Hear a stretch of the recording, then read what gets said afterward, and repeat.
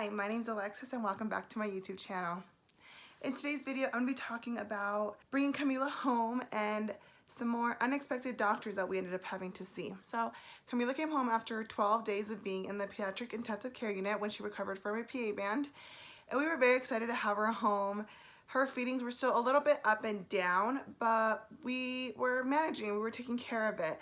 She was being monitored closely by her pediatrician. We were seeing the pediatrician about every week to monitor her weight. We wanted to make sure she was gaining weight and maintaining it. Camila was also on a high calorie diet. So Camila's formula was 24 kcal formula. When you make the formula, the standard is 20 kcals per ounce. And because Camila was not eating as much as she's supposed to, and because they wanted her to gain weight, Camila's kcals were 24. So the doctor wanted to make sure she was day-to-day gaining weight and wanting to make sure that she was doing good, so just being home from the surgery. Really, we just kind of did life where we were just hanging out at home. My parents were coming to see Camila, and it was great. I have an app that I was taking notes of everything Camila was eating and how much she was eating, what time she was eating, how long it was taking her to eat.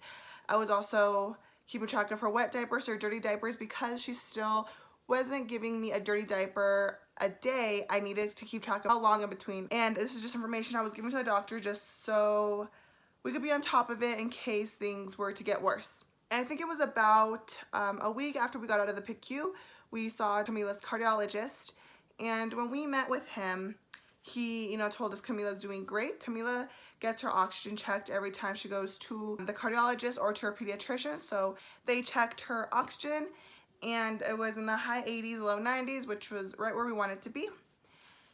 He did say that he wanted Camila just to have a steady, normal summer, just, being, staying in, not seeing too many people.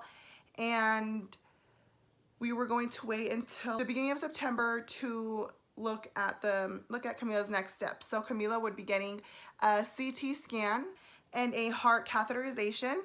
And what that was going to do was help them make a 3D model of Camila's heart and see if corrective surgery is possible. With him saying he wanted us to have as much of a normal summer as we could, it was going to be a normal summer with just lots of staying in time, not seeing too many people, but it was nice to know that we were just going to be having checkups and appointments, but no surgery right now. At first, it did make me really nervous to know that Camila's oxygen levels were in the 80s. I kind of was a little bit paranoid at first, just wanting to always know, are they too high? Are they too low? Are they where they're supposed to be? And over time, over a few weeks, I definitely just calmed down a little bit. Every 2-ish weeks, sometimes weekly, we were seeing her pediatrician to get Camila's weight checked. And then every 3 to 4 weeks, we were seeing her cardiologist as well, just to check up on how Camila was doing. Every time Camila was going to her cardiologist, Camila was getting heart echoes done to make sure the PA band looks good. Her doctor would check her out and make sure that everything is looking the way it's supposed to. Her cardiologist did tell us that Camila's oxygen levels would get lower as Camila grows because the PA band doesn't grow with her heart. It's going to stay the same. So as her heart grows over the next few months, Camila's band would be getting tighter and her oxygen levels would just be getting lower. So we were just really checking on that, making sure they weren't getting too low. But really, over the next few months, they never really changed. They remained in the high 80s and low 90s, which was surprising to both her cardiologist and myself, just because we expected them to go lower. That's what I was told, but they hadn't yet. It did make me very nervous just to know that there's, nothing we can do right now. It's really just a waiting game. We're going to wait for Camila to grow and get bigger before they decide if Camila's going to have corrective surgery or not. Another thing that happened was maybe 2 to 3 weeks after Camila came home from the PICU, there was one day where I was tracking her feeds, and Camila does have feeds that are very up and down. Some feeds are great, others are not. So when Camila has a bad feed, I make sure to take note of it, but hopefully within the next feed or the following, it would go up. And Camila is eating every 3 hours. She was eating about 2 ounces every 3 hours, maybe a little over 2 ounces if we were lucky, and just keeping track of that. 2-3 weeks after, Camila one day wasn't really eating. It was a day that I remember I was hanging out with my parents and I was still keeping track of Camila's feeds, but she had a few bad feeds in a row. And usually it doesn't alarm me, but at the end of the night, Camila was extremely fussy. She didn't want to eat at all.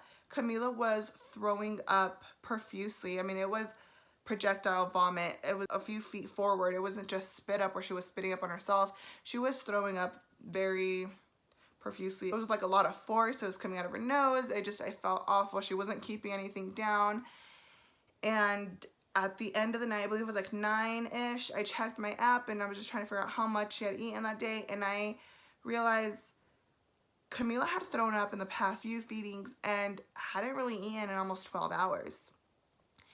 And this was starting to freak me out just because I didn't want Camila to get dehydrated. I didn't want Camila to go through the entire night not really eating. So I give her pediatrician's office a call. They have a on-call nurse at all times, and I speak to the nurse, and we were lucky that her doctor was the doctor on call that night. So the doctor also gave us a call after we spoke to the nurse, and I explained to her what's going on, and she said, just take Camila to the emergency room because we don't want her to go through the night not eating. It was very concerning why Camila didn't, I don't know, or just didn't want to eat anymore, wasn't keeping anything down, and anything that she would eat, she would throw up within a few minutes. Camila was on Pepsid coming out of the PICU, but that didn't seem to do very much for her. Once we got to the emergency room, we explained everything going on. We explained all Camila's medical history, and they were concerned that there could be something wrong with her intestines, or something, she's having some type of tummy issue that would need surgery. So that did really scare me at first. But they did do a ultrasound, and it looked like Camila just had a really, really bad reflux. So they gave Camila something stronger than Pepsid. I forgot what it was called, but it's stronger than Pepsid. And they told us, you need to see a GI. Camila's not going to the bathroom. She's, giving you a dirty diaper every 3-ish days, maybe. And it's very hard for her to go to the restroom, and then she's also not keeping food down. We were at the hospital, they gave her the medicine, and I think they made us wait like 20 minutes, and then she drank a bottle. And it was the first bottle she had drank in almost 12 hours, and maybe a little bit over 12 hours. So we were happy that she kept it down, but we needed to see a GI.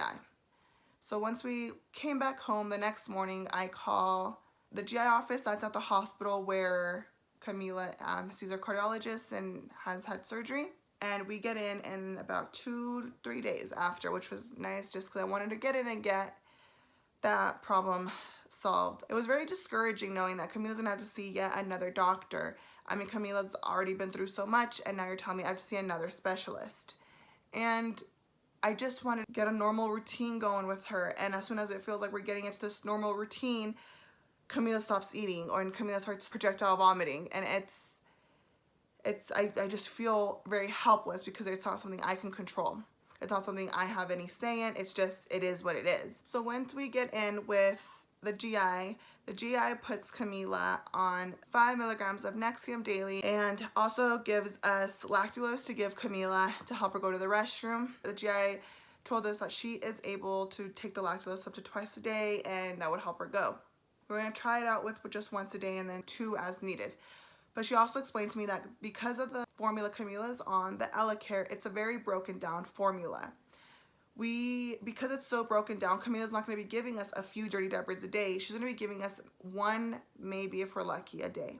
So I kind of did calm me down a little bit because I was getting anxious just not getting too many dirty diapers out of her. So we knew, okay, we need to expect about 1 a day. So we go home, we try to just do life really together as a family, and Camila's eating does go up. It's not perfect. We're supposed to see the GI in 6 weeks just to do a follow-up and see how Camila's doing on the medicine, and see if Camila's able to go to the restroom a little better, and of course call if we need to get in earlier. So I think about a week or 2 go by, and Camila's going to the restroom daily, but she's only going to the restroom when we give her the medicine. And Camila's throwing up has gotten better. It's maybe a few times a week, not so much as it was when we went to the emergency room. But Camila's tummy was very, like, I could hear like little bubbles in it. I could feel like the bubbles in her tummy after she would eat. I can tell she was very uncomfortable after eating. Sometimes she wouldn't even finish her bottle before she already was uncomfortable. She wasn't eating.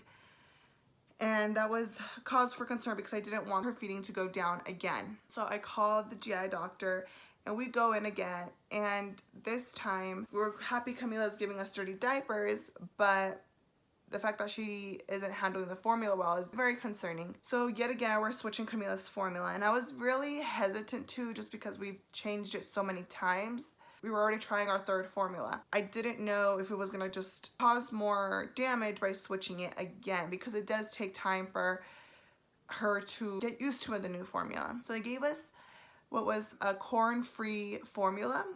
They believe that it might be that Camila just does not digest corn very well, and that she would need to be on a special formula. The formula that they gave us is called the Similac Alimentum Ready to Feed, and it needs to be the Ready to Feed because it's the only corn-free formula. The only problem with that is Camila is on a higher calorie diet, and because that formula comes already made, there's no way to add more formula to the amount of liquid to make it a higher calorie formula.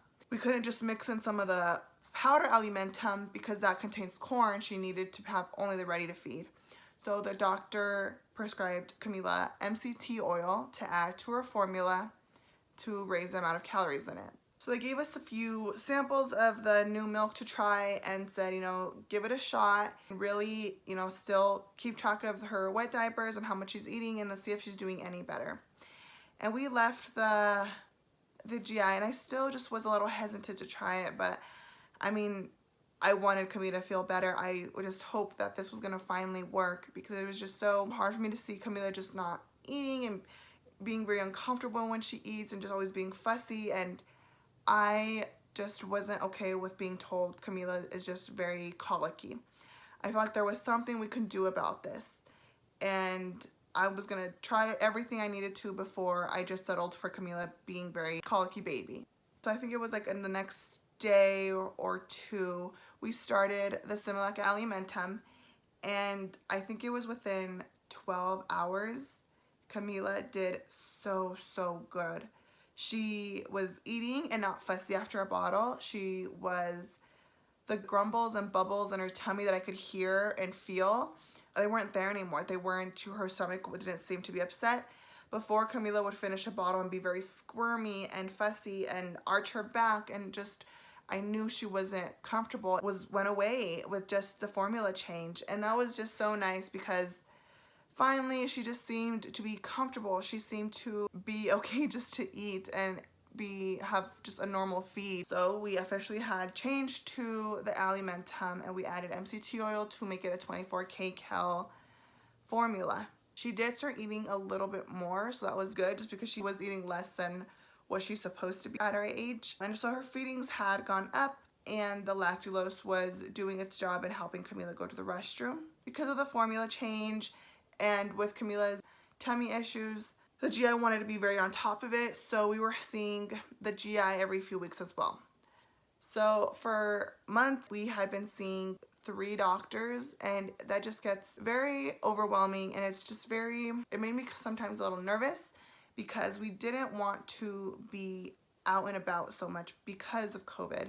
I mean, numbers were still not great, and still Camila does have some health concerns and health conditions, and her getting sick just a bigger deal than it would be if I was to get sick.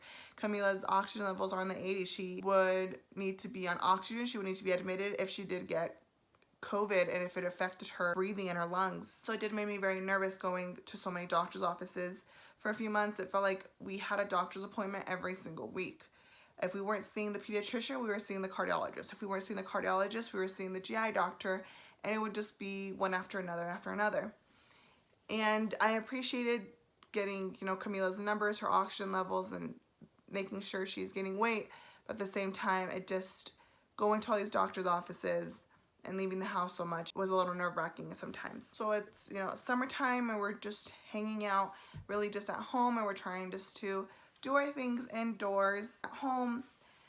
But as Camila's seeing her pediatrician, they are meeting certain milestones. Camila is, you know, moving around more. She is finally doing more tummy time. We did miss out on a lot of tummy time because of Camila's heart surgery. There was maybe like a month of no tummy time that Camila had, and that did concern me and her doctors just because we didn't want Camila to get behind. I did start to notice that Camila, first of all, hated tummy time. I would put her on her tummy and she would scream bloody murder. And she sometimes would scream and scream and scream for a few minutes, and I would just pick her up. Or what she would do is I'd lay her down and she would just fall asleep on her tummy. And so she didn't really want to move very much. She didn't want to raise her head or move around. She would be kicking a lot, but she wouldn't want to move her hands or arms or head. And so that was just very concerning. And I would bring it up to her pediatrician, but it wasn't a concern yet. It wasn't until recently that Camila started falling behind a little bit more in moving her head while on tummy time. Certain like gross motor skills were starting to she was starting to fall back on a little bit. Some of her communication skills were starting to be a little bit behind in, and like Camila's head control and neck movement was a little bit concerning, and that could just be very discouraging.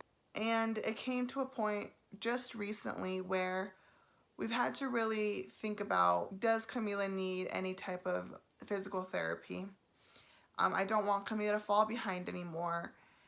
And it is a little bit hard because I don't want to ever feel or believe that Camila is behind. But I had to come to the realization that Camila is falling behind in certain milestones that she's supposed to be hitting. And that will be what my next video is about. I will also want to continue to update on how Camila is doing right now. So please come to my next video. I hope to see you guys next week. Bye!